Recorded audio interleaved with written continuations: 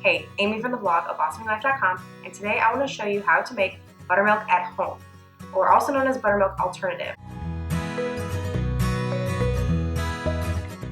So buttermilk is one of those things that when you see it in a recipe, you never have it on hand, or rarely ever do you have it on hand. So today I want to show you how to make homemade buttermilk with 2 really simple ingredients in just a few minutes. So you're going to need 1 cup of milk,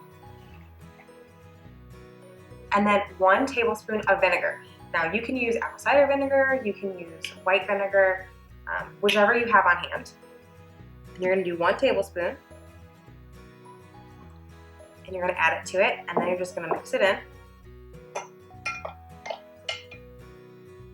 You're going to let it sit for about 5 minutes, and then you're ready to go to use it for pancakes or biscuits, whatever your buttermilk recipe calls for. So you may wonder what type of milk you can use, and you really can use just about any type of milk.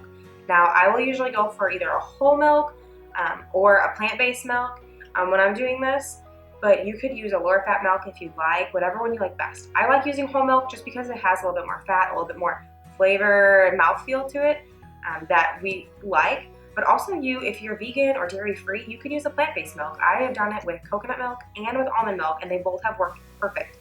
But adding that vinegar to the milk, whatever type of milk it is, really gives it that acidity and tanginess that you need in order for it to be buttermilk.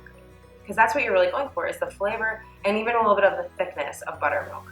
And you'll notice as we let this sit that it'll start to kind of clump together, it'll start to get a little thicker, and that's how you know it's really working.